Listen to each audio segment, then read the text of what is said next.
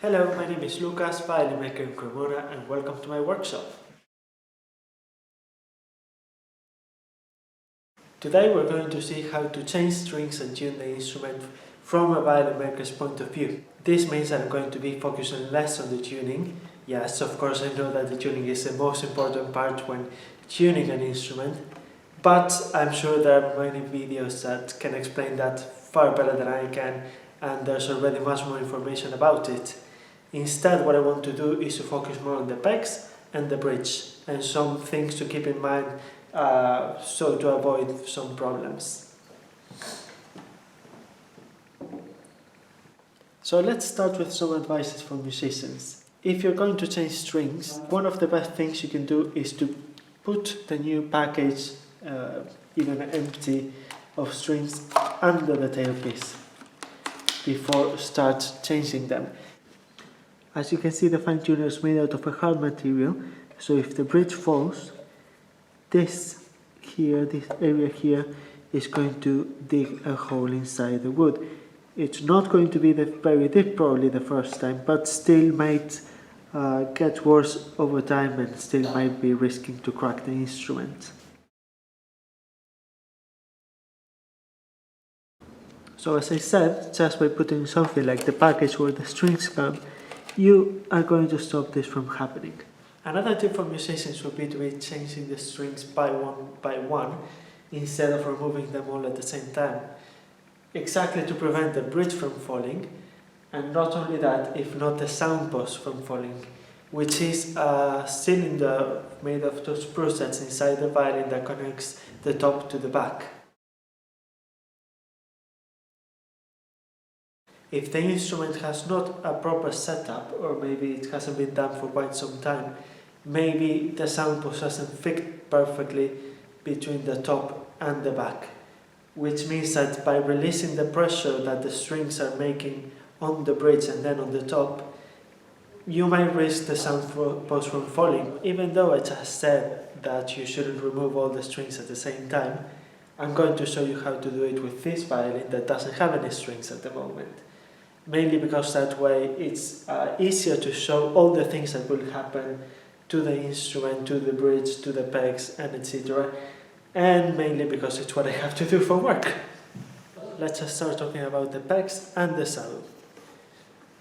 Here's where the G string should come, E string, D string, and A string. So the first thing I'm going to do is to put some graphite with a pencil into the saddle holes.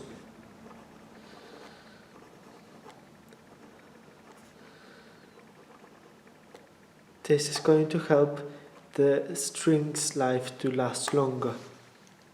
The second thing I'm going to do is to add some peg paste in this area, and this area is where the peg sits inside the hole and slides. Usually with some instruments you can hear that they tend not to turn very easily, and that's probably because it needs some more peg paste. Usually it's good to do this once or twice a year. That depends on the weather, depends on how much you use the instrument, but usually once a year or twice should work. At the same time, if you apply too much, then when you're tuning, the string is never going to remain in the right position and it's going to be in tuning all the time.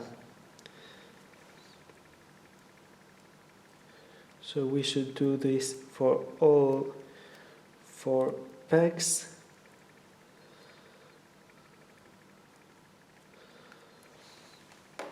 Right. And I know that this one doesn't have any strings at the moment, but this is how easily a peg should move. I don't really know if it's audible here, but when I start tuning the peg, there's a small, very low sound. It's like a small click that is good, because that means that it's not going to be untuning all the time.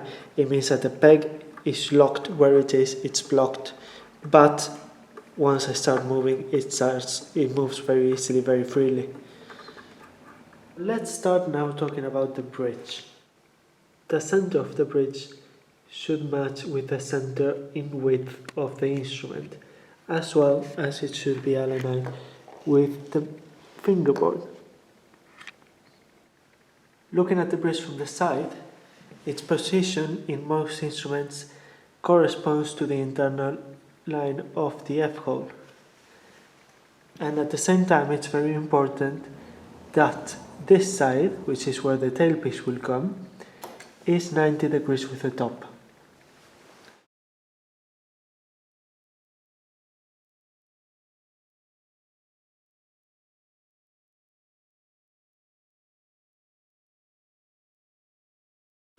What I will do with this bridge as well is with the pencil to remark these lines where the strings will come.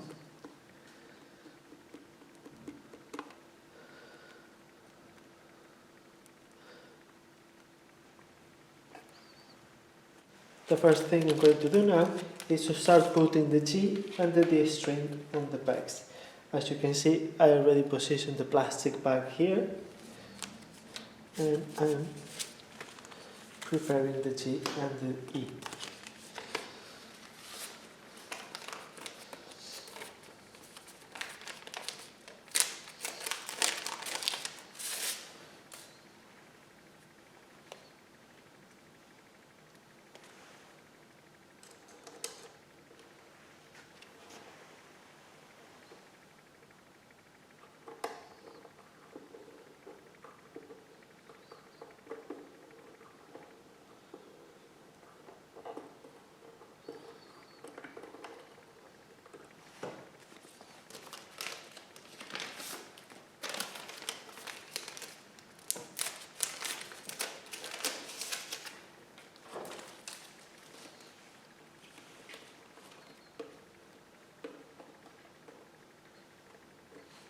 I'm going to remove the plastic,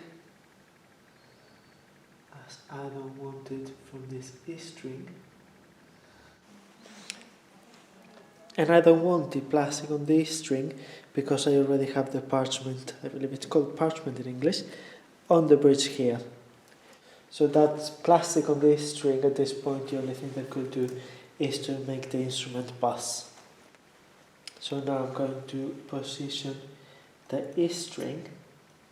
And speaking about buzzing, I already did it, but in these fine tuners, it's always advisable to put some, to rub it with a pencil. That way, it will also prevent some buzzing.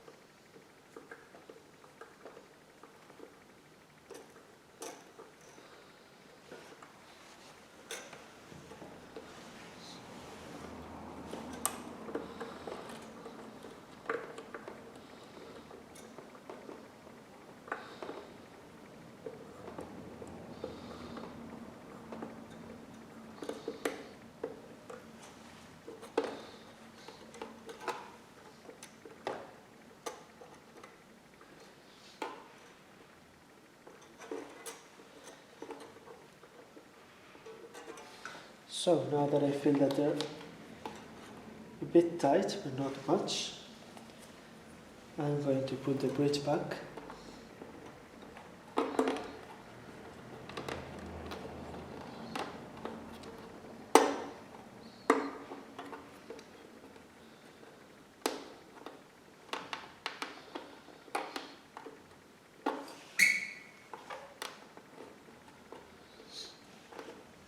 So I'm going to divide the bridge into two parts, under the heart and on top of the heart. When we're putting new strings or changing most of them, that we're releasing most of the tension, what's going to happen when I start tuning is that the bridge is going to start moving.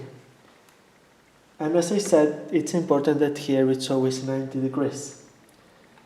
So once I put all the strings and I start tuning, what's probably going to happen is that the bridge is going to start moving from here like this. I'm obviously exaggerating, but this is probably what is going to be happening.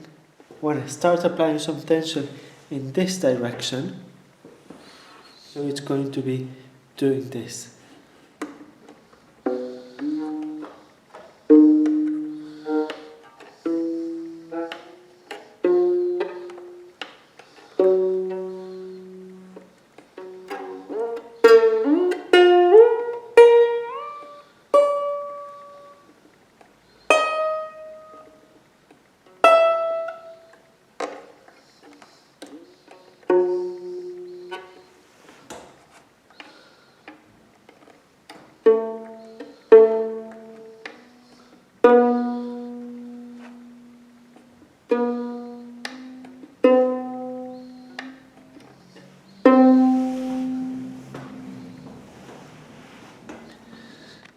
You can probably see that this is already not straight, but it's already starting to bend in this direction. Let me show you again how straight would look like.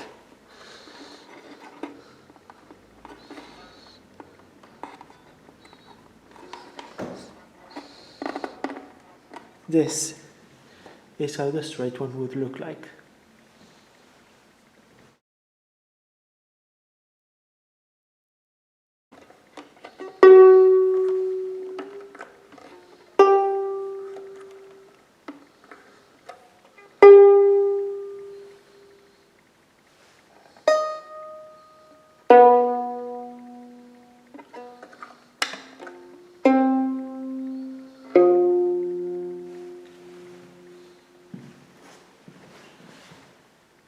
So let's fix this one more time.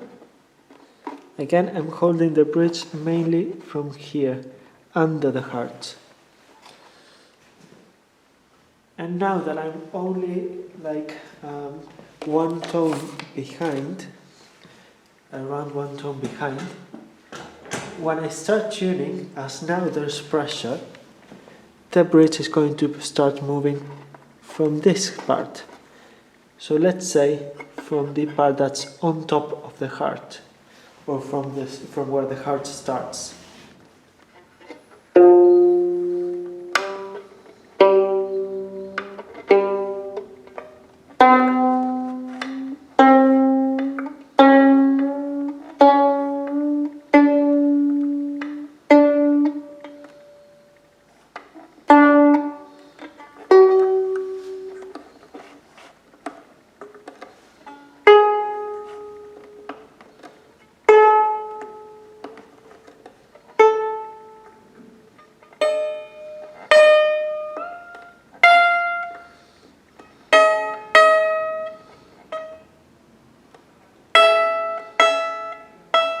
So you can probably see that now it's bent in here.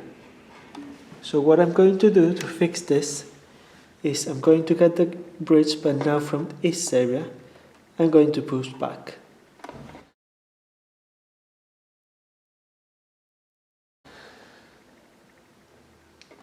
So from here. Now this that might not seem as much, over time it keeps getting worse and worse and gets and the bridge starts bending, and eventually I've seen bridges that are like completely bent on, especially here, and what might happen is that they might crack, and if they might crack, well, the damages on the instrument could be quite significant.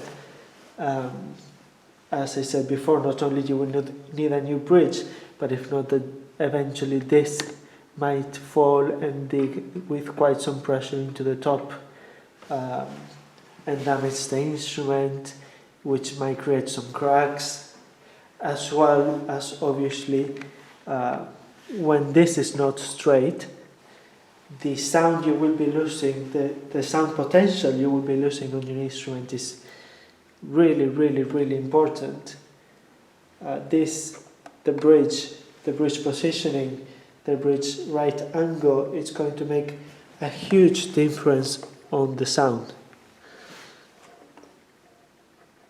So if you found this content useful, please let me know in the comments, and if you think that someone else might get something from it, please like and share it with them. If you want to see more about my work, you can follow me on Instagram at Fabro Violins. Thank you!